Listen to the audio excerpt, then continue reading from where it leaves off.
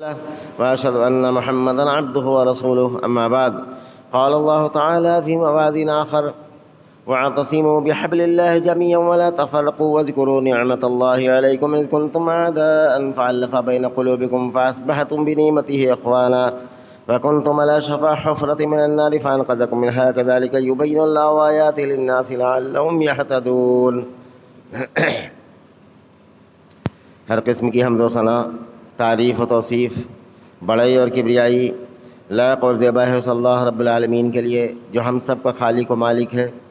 درود و سلام کے بیش بہا نذرانے ذات مقدسہ مطہرہ پر جو ہم سب کے بیچ رشد و ہدایت بنا کر کے بھیجے گئے، جن کا نام نامی اسم گرامی احمد مجتبیٰ محمد مصطفیٰ صلی اللہ علیہ وسلم۔ میرے بھائیو اور بزرگوں، خطبہ مسنون کے بعد قرآن مجید کی جو آیت کریمہ میں نے تلاوت کی ہے، اللہ کرے کہ اس آیت کریمہ کا مفہوم اور مقصد ہم سب کے دل و دماغ میں اتر جائے اور ہم سب کی زندگیوں میں رچ بس جائے۔ سورہ آل عمران کی آیت نمبر 103 میں نے تلاوت کی ہے، اور یہ وہ آیت کریمہ ہے کہ جسے عام طور پر ہر فرقے کے لوگ اسے بیان کرتے ہیں، لیکن اس کا جو اصل رزلٹ ہے، اس کا جو مفہوم ہے، اس کا جو اصل مقصد ہے، اس مقصد تک آدمی نہیں پہنچتا ہے۔ اس کے اندر اللہ رب العالمین نے پوری امت مسلمہ کو مخاطب فرمایا اور کہا وَاعْتَصِمُوا بِحَبْلِ اللَّهِ جَمِيعًا وَلَا تَفَرَّقُوا، کہ اے لوگو اللہ کی رسی کو مضبوطی سے پکڑو، تفرقے میں مت پڑ جاؤ، الگ الگ ٹولیوں میں، الگ الگ فرقوں میں مت بٹو، تم سب مل کر کے اللہ کی رسی کو پکڑ لو۔ اب اللہ کی رسی کیا ہے؟ صحیح مسلم کے اندر روایت ہے کہ رسول اللہ صلی اللہ علیہ وسلم نے جب آخری حج کیا، اور ایک ہی مرتبہ حج کیا رسول اللہ صلی اللہ علیہ وسلم نے، وہ آخری بھی تھا، پہلا بھی تھا۔ اس کے بعد جب واپس ہوئے تو ایک خم نامی ایک جگہ ہے، وہاں پر رسول اللہ صلی اللہ علیہ وسلم نے خطبہ دیا، اونٹ پر بیٹھ کر خطبہ دیا۔ اس میں کہا کہ اے لوگو، ان قریب ہے کہ اللہ کا قاصد یعنی موت کا فرشتہ میرے پاس آئے اور میں اس کی دعوت کو قبول کر لوں اور میں اس دنیا سے رخصت ہو جاؤں۔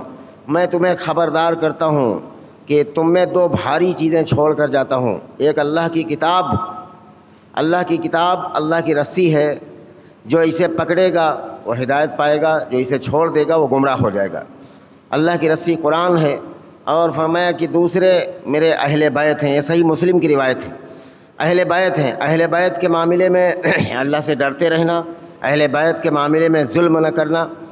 اور بعد میں امت نے اس کا الٹے کام کیے، قرآن کو پکڑا نہیں، اہل بیت کو چھوڑا نہیں زندہ، سب کو قتل کر دیا گیا کربلا کے میدان میں، رسول اللہ صلی اللہ علیہ وسلم کے گھر والوں کو۔ تو امت نے اس کا بالکل الٹا کام کیا، وہی کا خمیازہ ہے جو آج کے دور میں ہم اور آپ بھگت رہے ہیں۔ تو یہ فرمایا کہ اللہ کی رسی قرآن ہے، وَاعْتَصِمُوا بِحَبْلِ اللَّهِ جَمِيعًا وَلَا تَفَرَّقُوا، کہ تفرقے مت ڈالو۔ وَاذْكُرُوا نِعْمَةَ اللَّهِ عَلَيْكُمْ، اللہ کی نعمتوں کو یاد کرو جو تم پر اللہ نے کی ہیں۔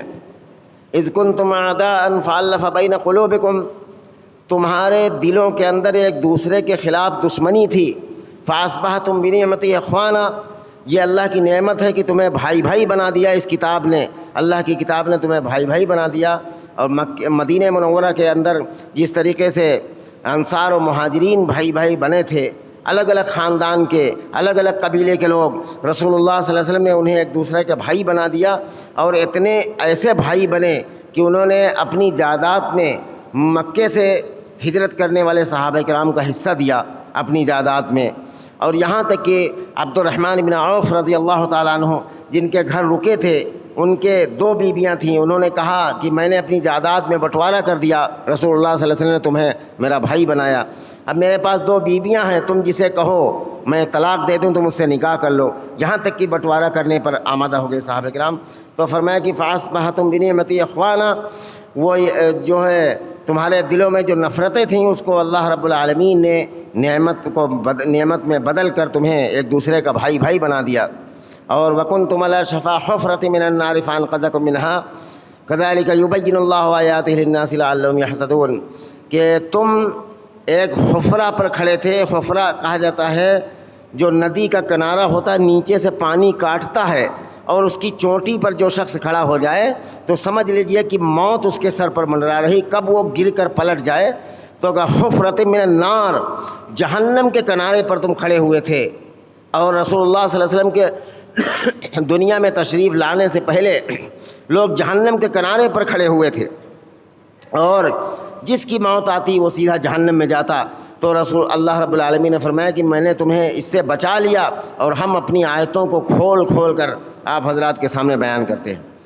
میرے بھائیو, یہ وہ آیت کریمہ ہے کہ اکثر لوگ اسے بیان کرتے ہیں, وَاعْتَصِمُوا بِحَبْلِ اللَّهِ جَمِيعًا وَلَا تَفَرَّقُوا, اللہ کی رسی کو مضبوطی سے پکڑ لو اور تفرقے میں مت ڈالو. حالانکہ تفرقہ کیسے دور ہوگا؟ نعرے لگانے سے, یہ آواز لگانے سے تفرقے نہیں ختم ہوتے, لوگ الگ الگ ٹولیوں میں بٹیں گے. سب سے جو امپورٹنٹ بات ہے وہ یہ ہے کہ جب تک کہ پوری امت مسلمہ کا رہنما ایک نہ ہو جائے, راہبر ایک نہ ہو جائے, اس وقت تک اس امت کے اندر اتحاد اور ایکتا ہونا ناممکن ہے. الگ الگ لوگوں کی پیروی لوگ کریں, کوئی کسی پیر کے پیچھے لگا, کوئی کسی امام کے پیچھے لگا, کوئی کسی عالم کے پیچھے لگا, کوئی کسی مفتی کے پیچھے لگا, اور کہا جائے کہ کلمہ سب کا ایک ہے, سب ایک ہو جائیں, کیسے ممکن ہے؟ سوال ہی نہیں پیدا ہو سکتا. پہلے حدیث و قرآن کے بیچ میں جو مولانا لگے ہوئے ہیں, جو مفتی لگے ہوئے ہیں, ان کو راستے سے ہٹایا جائے, ان کی وہ حیثیت رکھی جائے جو حیثیت اللہ نے ان کو دی ہے. نبیوں والی حیثیت نہ دی جائے کہ مفتی صاحب نے جو کچھ کہہ دیا ہے بس بالکل صحیح ہے, ہمارے عالم پیر صاحب نے جو کچھ کہہ دیا ہے وہ بالکل صحیح ہے. یہ بات جب تک کہ اس امت مسلمہ کے اندر سے نکل نہیں جائے گی, اس وقت تک محمد رسول اللہ صلی اللہ علیہ وسلم کی اطاعت کا جذبہ, اتباع کا جذبہ نہیں پیدا ہو سکتا. یہ چیزیں نکل جائیں امت کے اندر سے کہ کوئی کتنا بڑا عالم بھی ہو, اس کی بات وہیں تک مانی جائے گی جہاں تک کہ رسول اللہ صلی اللہ علیہ وسلم کے حکم کے مطابق ہو. اس کے خلاف کوئی فتویٰ دیتا ہے, اس کے خلاف کوئی بات بتاتا ہے, تو ہرگز نہیں مانی جائے گی جب تک کہ یہ بات امت مسلمہ کے اندر نہ آ جائے. اس وقت تک یہ امت ایک نہیں ہو سکتی ہے, اتحاد اس کے اندر نہیں ہو سکتا. اگرچہ جلسے کتنے کر لیے جائیں, اجتماع کتنے کر لیے جائیں, لیکن امت کے اندر اتحاد نہیں پیدا ہو سکتا. امت کے اندر اتحاد پیدا جبھی ہوگا جب اس کا رہنما اور راہبر ایک ہوگا, اور وہ کسی لوگوں کا بنایا ہوا رہنما راہبر نہیں. میں اس راہبر کی بات کر رہا ہوں جسے اللہ نے راہبر بنا ہوا, جو من یطیع الرسول فقد اطاع اللہ, جس نے رسول اللہ صلی اللہ علیہ وسلم کی بات مان لی اس نے اللہ کی بات مان لی. رسول اللہ صلی اللہ علیہ وسلم کو اللہ نے پوری قوم کا, پوری امت مسلمہ کا, بلکہ پوری انسانیت کا رہنما اور راہبر بنا کر بھیجا. پوری امت کلمہ لا الہ الا اللہ محمد رسول اللہ پڑھنے کے بعد اسی ایک راہبر کو اپنا آئیڈیل مانے, اسے رہنما اور راہبر مانے, تب اس پوری امت کے اندر کہ یہ اختلافات, یہ جھگڑے ختم ہو جائیں گے. جب تک کہ آدمی رسول اللہ صلی اللہ علیہ وسلم کی بات کے مقابلے میں امام ابو حنیفہ کی بات لائے گا, رسول اللہ صلی اللہ علیہ وسلم کے مقابلے میں امام شافعی, امام احمد بن حنبل کی بات لائے گا, اور اشرف علی تھانوی صاحب کی بات کو لائے گا, احمد رضا خان صاحب کی بات کو لائے گا نبی کے مقابلے میں, اس وقت تک لوگ ٹولیوں میں بٹتے ہی چلے جائیں گے, ہمیشہ تفرقے رہیں گے. کبھی اس امت سے یہ تفرقے ختم ہونے کا نام نہیں لے سکتے. بے وجہ کا ہے یہ رٹ لگانا کہ پوری امت کے اندر اب یہ حالات ایسے ہیں, اس میں اتحاد کی ضرورت ہے, آپس کے اختلافات چھوڑ کر اتحاد پر آ کیسے جائے امت؟ جو دوا ہے وہ مل نہیں رہی, مرض بڑھتا گیا, جو دوا کی مرض بڑھتا جا رہا, اختلافات بڑھتے جا رہے, دوریاں بڑھتی جا رہی, یہاں تک کہ ایک دوسرے کے ساتھ میں نماز پڑھنے کے لیے تیار نہیں, ایک دوسرے کے ساتھ میں کھانا کھانے کے لیے تیار نہیں, ایک دوسرے کی جنازے میں شریک ہونے کے لیے تیار نہیں.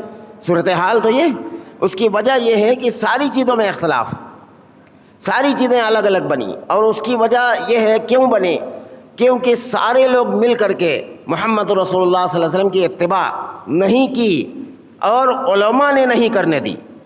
اور عام آدمی ایک سیدھا سادہ مسلمان ہے, اس کے سامنے جب بات رکھی جائے کہ بھائی اللہ نے قرآن کے اندر یہ حکم نازل فرمایا اور رسول اللہ صلی اللہ علیہ وسلم نے حدیث کے اندر یہ حکم نازل فرمایا، اگر اسے مولوی پٹی نہ پڑھائے تو وہ سیدھا مسلمان ہوگا.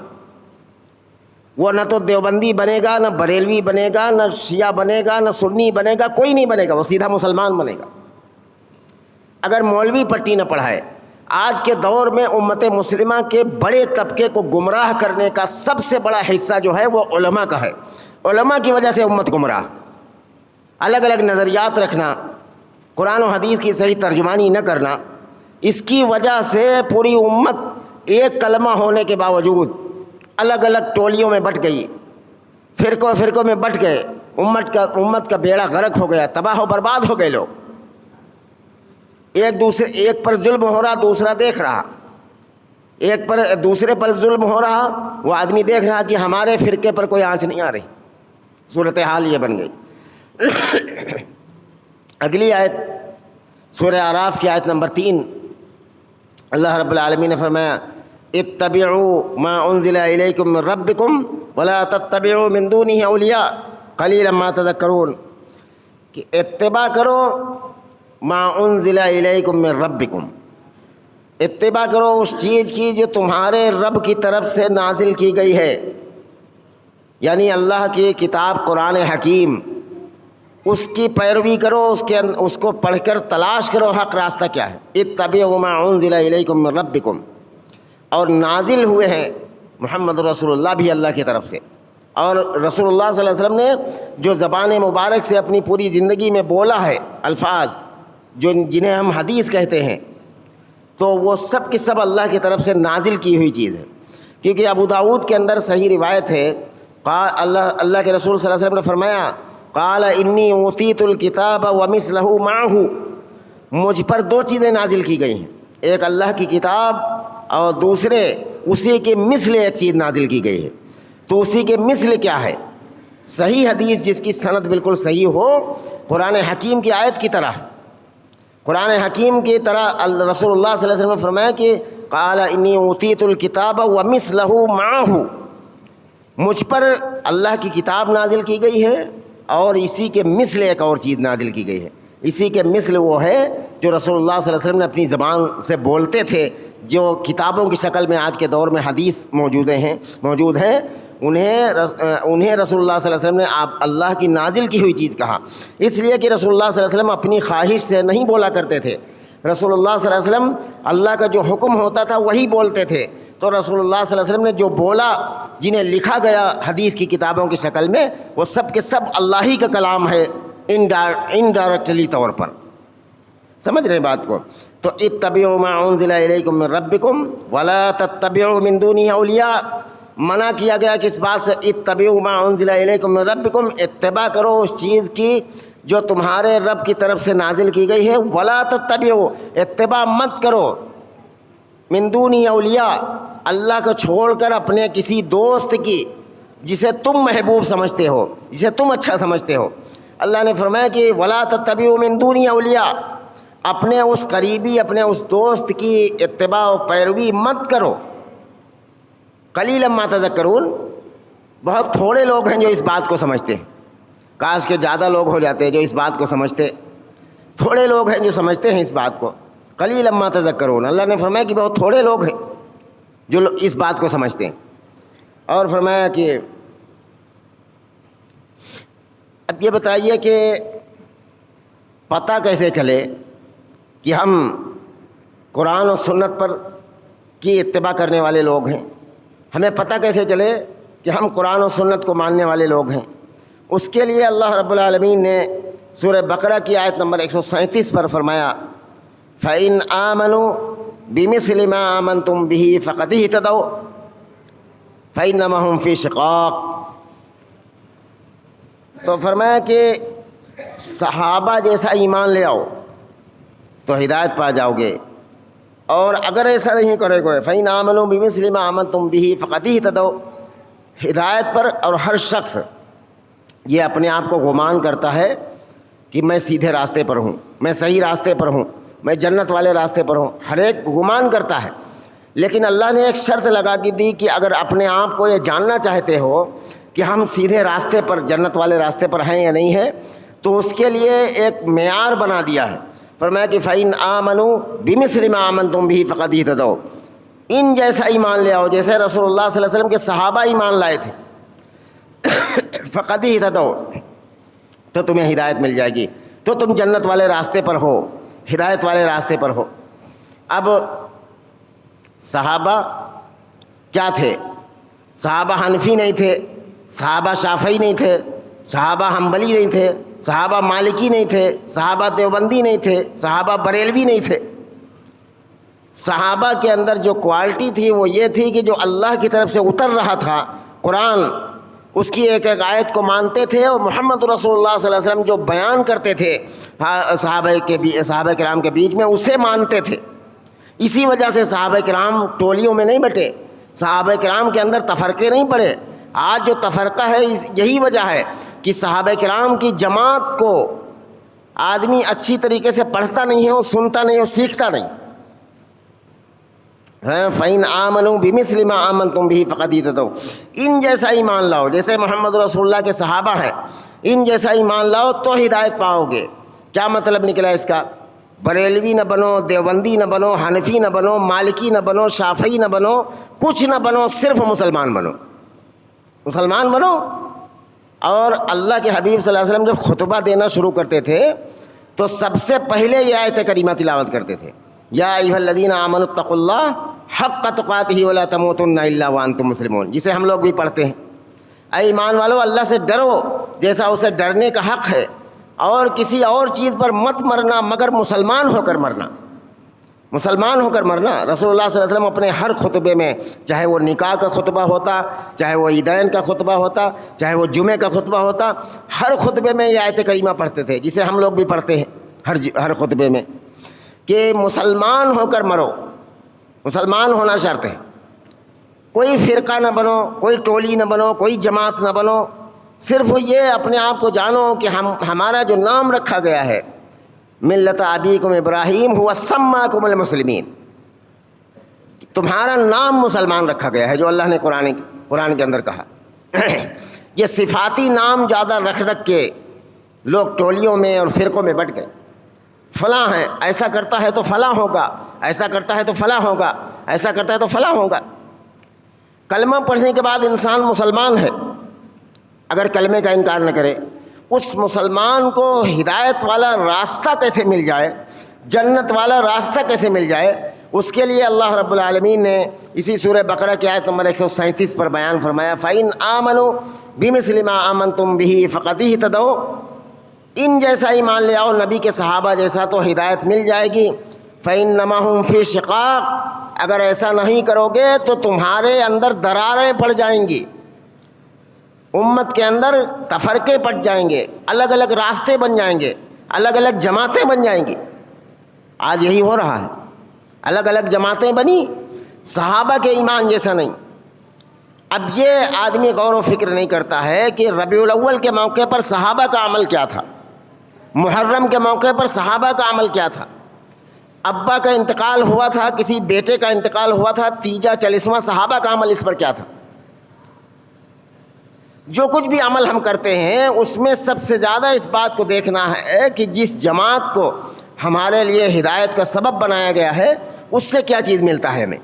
فَإِنْ آمَنُوا بِمِثْلِ مَا آمَنْتُمْ بِهِ فَقَدْ اهْتَدَوْا، ان جیسا ایمان لے آؤ تو ہدایت پاؤ گے. اگر ان جیسا ایمان نہ لاؤ تو فَإِنَّمَا هُمْ فِي شِقَاقٍ، تو تمہارے اندر دراریں پڑیں گی، تمہاری جماعتیں الگ الگ بٹیں گی، اور الگ الگ جب بٹیں گی تو حالات ایسے آئیں گی کہ ہر قوم جو کافر ہوگی، ہر قوم اس امت کو لقمہ بنا کر نکلنا چاہتی ہے. آج کے دور میں ہر قوم اس دہانے پر آ چکی ہے کہ امت مسلمہ کو تباہ و برباد کر دیا جائے. میرے بھائیوں، ایک ہونے کا راستہ یہ جلسے نہیں ہیں، یہ تقریریں نہیں ہیں کہ ان میں صرف یہ آیت پڑھ دی جائے وَاعْتَصِمُوا بِحَبْلِ اللَّهِ جَمِيعًا وَلَا تَفَرَّقُوا، کہ اللہ کی رسی کو مضبوطی سے پکڑ لو، تفرقے مت ڈالو. اس کا نام اتحاد نہیں ہے، بلکہ اتحاد تب ممکن ہے جب پہلے انہیں یہ سمجھایا جائے کہ تمہارے رہنما اور راہبر کون ہے، تم کس کے پیچھے چلنے کے لیے پیدا کیے گئے ہو. تو جب یہ بات آدمی بھول جاتا ہے تو کسی عالم کے پیچھے، کسی مفتی کے پیچھے، کسی پیر کے پیچھے لگ جاتا ہے، اور محمد رسول اللہ کا دامن اس کے ہاتھ سے چھوٹ جاتا ہے۔ کسی کے پیچھے لگ گیا تو سمجھ لیجئے کہ وہ شخص بھئی گارنٹڈ جو اللہ نے سلیکٹ کیا ہے جسے، وہ ہدایت پر ہوگا کہ بعد کے لوگوں کو ہدایت پر کوئی گارنٹی لی گئی ہے۔ قرآن حکیم کے اندر اللہ رب العالمین نے فرمایا کہ اللہ یصطفی من الملائکۃ رسلا ومن الناس، اللہ چن لیتا ہے فرشتوں میں سے کس کو پیغام لانا ہے وقت کے پیغمبر تک، اور انسانوں میں سے جو اللہ جسے چاہتا ہے سلیکٹ کر لیتا ہے، چن لیتا ہے۔ اللہ یصطفی من الملائکۃ رسلا ومن الناس، انسانوں میں سے فرشتوں میں سے اللہ چن لیتا ہے پیغام لانے کے لیے۔ اللہ جسے سلیکٹ کرے وہ اٹھالتی ہے، اور اللہ جسے سلیکٹ نہ کرے آدمی اس کے پیچھے چلنے لگتا ہے تو ظاہر ہے کہ وہ جہنم کی طرف جائے گا۔ اس لیے کہ اللہ جسے چنتا ہے اس کی گارنٹی لیتا ہے کہ میرا چنا ہوا یہ ہے، اس کے پیچھے چلے جاؤ، اس کا راستہ جنت والا ہے۔ بقیہ تم کسی امام کے پیچھے لگ جاؤ، کسی عالم کے پیچھے لگ جاؤ، کسی مفتی کے پیچھے لگ جاؤ، گارنٹی نہیں ہے کہ وہ چلے۔ اگر وہ قرآن و سنت کی صحیح ترجمانی کرتا ہے تب تو الگ بات ہے، لیکن اسے پوچھا جائے کہ یہ بات آپ نے جو بتائی ہے یہ قرآن کے اندر کہاں لکھی ہوئی ہے، حدیث کے اندر کہاں لکھی ہوئی ہے، اگر اس طرح کا کوئی پختہ پروف بتاتا ہے تب اس کی بات مانی جائے گی۔ اس کے علاوہ بغیر کسی جھجک کے دنیا کے اندر بات مانی جائے گی تو وہ ذات ہے محمد رسول اللہ صلی اللہ علیہ وسلم کی۔ اس کے سوا دوسری ہستی کوئی نہیں ہے کہ جس کی بات کو بغیر کسی دلیل کے اور بغیر کسی پروف کے اس کی بات کو مان لیا جائے۔ یہ مقام رسول اللہ صلی اللہ علیہ وسلم ہے۔ رسول اللہ صلی اللہ علیہ وسلم کے سوا کسی اور کا مقام یہ نہیں ہے کہ اس کی بات کو بغیر کسی پروف کے بغیر کسی دلیل کے مان لی جائے۔ آخری بات عرض کر رہا ہوں، سورہ محمد کی آیت نمبر 33 پر اللہ رب العالمین نے فرمایا کہ یا ایھا الذین آمنوا اطیعوا اللہ واطیعوا الرسول ولا تبطلوا اعمالکم، اے ایمان والو اللہ کی بات مانو، رسول اللہ کی بات مانو، ورنہ تمہارے سارے اعمال باطل ہو جائیں گے۔ اعمال باطل کیسے ہوتے ہیں؟ چاہے کتنی محنت ہو، رات بھر آدمی نمازیں پڑھ لے لیکن وہ نمازیں رہ گا اور برباد جائیں گی، اس لیے کہ اگر اللہ کے حکم کے مطابق نہیں ہے، رسول اللہ صلی اللہ علیہ وسلم کی سنت کے مطابق نہیں ہے تو گھٹے پڑ جائیں۔ میں نے پچھلے خطبے میں کہا تھا وہ آیت کریمہ جو ہر جمعے کی دوسری رکعت میں پڑھی جاتی ہے، عاملۃ ناصبہ تصلی نارا حامیہ، بعض لوگ ایسے قیامت کے دن پہنچیں گے کہ ان کی پیشانیوں پر ان کے گھٹے پڑ چکے ہوں گے اور ان کے پیلے پڑ چکے ہوں گے محنت کر کر کے، کثرت سے عبادت کر کر کے، لیکن نتیجہ یہ ہوگا تصلی نارا حامیہ، دہکتی ہوئی آگ میں ڈھکیل دیا جائے گا۔ اس کی وجہ یہ ہوگی کہ ان کا عمل اللہ کے حکم کے مطابق نہیں ہوگا، رسول اللہ صلی اللہ علیہ وسلم کے سنت کے مطابق نہیں ہوگا، یہی وجہ ہوگی، وہ اعمال باطل کر دیے جائیں گے۔ اب نماز جنازہ میں عام طور پر یہ بتایا جاتا، رسول اللہ صلی اللہ علیہ وسلم نے حکم بھی فرمایا، حکم موجود ہے، خالص سنت نہیں ہے، حکم موجود ہے کہ نماز جنازہ بھی سورہ فاتحہ کے بغیر نہیں ہوتی۔ اب آدمی مانتا نہیں ہے، مولوی نہیں مانتا ہے، ایک عام آدمی جاہل کی بات، مولوی نہیں مانتا، جاہل آدمی تو بالکل مان لے گا، اسے پتہ چلے کہ نبی صلی اللہ علیہ وسلم کا حکم ہے مان لے گا۔ آدمی نہیں مانتا، بغیر سورہ فاتحہ کی نماز پڑھی جاتی ہے، ان کا کیا انجام ہوگا کہ جن کی نماز جنازہ نبی صلی اللہ علیہ وسلم کے طریقے کے مطابق نہ ہو، پوری زندگی رسول اللہ صلی اللہ علیہ وسلم کے طریقے کے خلاف گزاری گئی، آخر میں مرتے وقت نماز جنازہ بھی محمد رسول اللہ کے طریقے کے مطابق نصیب نہیں ہوئی، ان کا انجام کیا ہوگا؟ میرے بھائیوں، چاہے وہ عید کی نماز ہو، چاہے وہ کوئی نماز ہو، جب تک کہ وہ رسول اللہ صلی اللہ علیہ وسلم کے طریقے کے مطابق نہیں ہوگی، اس وقت تک اس کا نتیجہ یہی ہونا ہے کہ وہ رد کر دیا جائے گا، دنیا کے اندر جیسے رد کر دیا جاتا ہے۔ دنیا کے اندر وہ چیزیں رد کر دی جاتی ہیں جن کا جو ہے رسول اللہ صلی اللہ علیہ وسلم کے حکم کے مطابق نہ ہو، وہ چیزیں دنیا کے اندر اور اللہ کے حبیب صلی اللہ علیہ وسلم فرماتے ہیں کہ ایک آدمی 60 سال تک نماز پڑھ کر جائے گا، 60 سال تک، اور یہ بخاری و مسلم دونوں کے اندر یہ روایت موجود ہے کہ ایک آدمی 60 سال تک نماز پڑھ کر دنیا سے جائے گا، اور قیامت کے دن جب پہنچے گا تو اس کے نام اعمال میں ایک بھی نماز نہیں، پرانے کپڑے کی طرح اس کے منہ پر نماز مار دی جائے گی۔ کیوں؟ اس کی وجہ یہ ہے کہ اس کی نماز رسول اللہ صلی اللہ علیہ وسلم کے طریقے کے مطابق نہیں ہے۔ جب بتایا جاتا تھا کہ رسول اللہ صلی اللہ علیہ وسلم کا طریقہ یہ ہے تو آدمی کہتا تھا کہ فلاں مولوی صاحب ایسے کرتے ہیں، فلاں مولوی صاحب ایسے کرتے ہیں، فلاں حضرت ایسے کرتے ہیں۔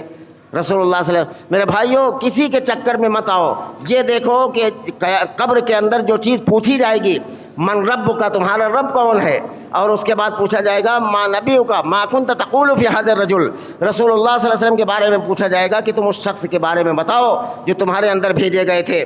نہ کسی امام کو پوچھا جائے گا، نہ کسی عالم کو پوچھا جائے گا، نہ کسی مفتی کو پوچھا جائے گا۔ میرے بھائیوں محمد رسول اللہ کا طریقہ تلاش کرو، محمد رسول اللہ کی سنت کو تلاش کرو، اسی طریقے پر نماز پڑھو، اسی طریقے پر قربانی کرو، اسی طریقے پر زکوٰۃ دو، اسی طریقے پر حج کرو، اسی طریقے پر عمرہ کرو۔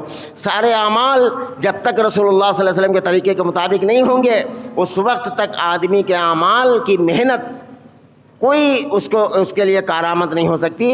جیسے کہ آپ یہ سمجھیے مسجد کے اندر اتنے پنکھے اور یہ سب چل رہے ہیں، اگر اس کا کنیکشن کاٹ دیا جائے کھمبے سے تو ساری چیزیں رہ گا اور برباد ہیں۔ اسی طریقے سے آدمی کے اعمال، اس کے اعمال میں اگرچہ تہجد کیوں نہ ہو، اس کے اعمال میں نفلی نمازیں کیوں نہ ہو، اس کے اعمال میں نفلی روزے کیوں نہ ہو، لیکن کنیکشن کٹا ہوا ہے، اللہ کے حکم کے مطابق نہیں ہے، رسول اللہ صلی اللہ علیہ وسلم کے طریقے کے مطابق نہیں ہے، اس کے اعمال ذرہ برابر بھی اس کو فائدہ نہیں دے سکتے۔ بلکہ اگر جان بوجھ کر وہ کرتا رہا رسول اللہ صلی اللہ علیہ وسلم کے طریقے کے خلاف، تو ایسے شخص کو ثواب ملنے کے بجائے اس عمل پر سزا دی جائے گی کہ تم نے جان بوجھ کر محمد رسول اللہ صلی اللہ علیہ وسلم کے طریقے کے خلاف کیوں تم نے جو ہے یہ عمل کیا۔ اس کی وجہ سے اللہ رب العالمین اس پر عذاب نازل فرمائیں گے۔ اللہ تعالیٰ ہم سب کی حفاظت فرمائے۔ بھائی جو لوگ اتنی دیر سے آتے ہیں، میری گزارش یہ ہے کہ رسول اللہ صلی اللہ علیہ وسلم کی سنت پر عمل کرتے ہوئے آپ حضرات کم سے کم اذان ہونے سے پہلے مسجد کے اندر داخل ہو جاؤ، خطبہ امام کو شروع کرنے سے پہلے مسجد کے اندر داخل ہو جاؤ۔ میں نے کئی مرتبہ یہ حدیث بیان کی ہے کہ رسول اللہ صلی اللہ علیہ وسلم نے فرمایا کہ اس شخص کو جمعے کی نماز کا اجر و ثواب نہیں ملتا جو امام کو ممبر پر چڑھنے کے بعد مسجد کے اندر داخل ہوتا ہے۔ امام کو ممبر پر چڑھنے سے پہلے مسجد کے اندر داخل ہو جاؤ۔ آئندہ کے لیے یہ خیال رکھو کہ کم از کم جمعہ کے دن آدمی آتا ہے، اس میں تو ٹائم نکال لے۔ رسول اللہ صلی اللہ علیہ وسلم نے فرمایا کہ ہر مسجد کے ہر دروازے پر اللہ کے فرشتے کھڑے ہوتے ہیں اور ہر آنے والے کا نام لکھتے ہیں۔ جو جب وقت شروع ہوتا ہے، جب پہلی ساعت میں آتا ہے اسے ایک اونٹ ذبح کرنے کے ثواب ملتا ہے، جو دوسری ساعت میں آتا ہے اسے ایک گائے ذبح کرنے کا ثواب ملتا ہے، اور جو تیسری ساعت میں آتا ہے اسے ایک بکری ذبح کرنے کا ثواب ملتا ہے، جو چوتھی ساعت میں آتا ہے اسے ایک مرغا صدقہ کرنے کا ثواب ملتا ہے، اور جو پانچویں ساعت میں آتا ہے اسے ایک انڈا صدقہ کرنے کا ثواب ملتا ہے۔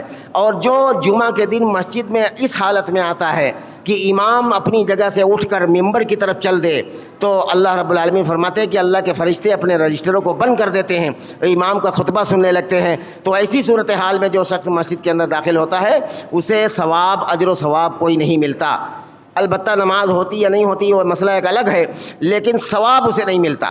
تو اس لیے میرے بھائیوں ہفتے میں ایک دن کم از کم اتنا ٹائم ضرور نکال لیں کہ امام کو ممبر پر چڑھنے سے پہلے مسجد کے اندر داخل ہو جائیں۔ اللہ رب العالمین سے دعا ہے کہ جو باتیں کہی سنی گئی اللہ ہم سب کو اس پر عمل کی توفیق عطا فرما دے۔ یا رب العالمین ہم سب کو جب تک زندہ رکھے اسلام پر، جب موت دیجیے تو ایمان پر خاتمہ نصیب فرما۔ یا رب العالمین اپنے کرم سے ہم سب کی جائز ضروریاتوں کو پوری فرما دیجیے، جائز تمناؤں کو، جائز خواہشوں کو پوری فرما دیجیے۔ یا رب العالمین امت اس وقت کی حکومت کے شرور اور فتنوں سے پوری امت کی حفاظت فرما، دنیا کے تمام مسلمانوں کی اور خصوصاً اپنے ملک کے مسلمانوں کی حفاظت فرما۔ یا رب العالمین تمام مساجد کی حفاظت فرما۔ یا رب العالمین ہم میں جو بیمار ہیں گھروں میں، اسپتالوں میں، ان سب کو شفائے کلی نصیب فرما۔ یا رب العالمین جس کی تمنائیں ہیں اللہ ہر جائز تمنا کو، ہر جائز خواہش کو پوری فرما دیجیے۔ جو جس لائن سے پریشان ہے اللہ سب کی پریشانی کو دور فرما، اپنے کرم سے قبول فرما لیجیے۔ وصلی اللہ وسلم عباد اللہ رحمکم اللہ ان اللہ یأمر بالعدل والإحسان وإيتاء ذي القربى وينهى عن الفحشاء والمنكر والبغي يعظكم لعلكم تذكرون واذكروا الله العلي العظيم يذكركم وادعوه يستجب لكم ولذكر الله تعالى أعلى وأولى وأعز وأجل وأتم وأعظم وأكبر۔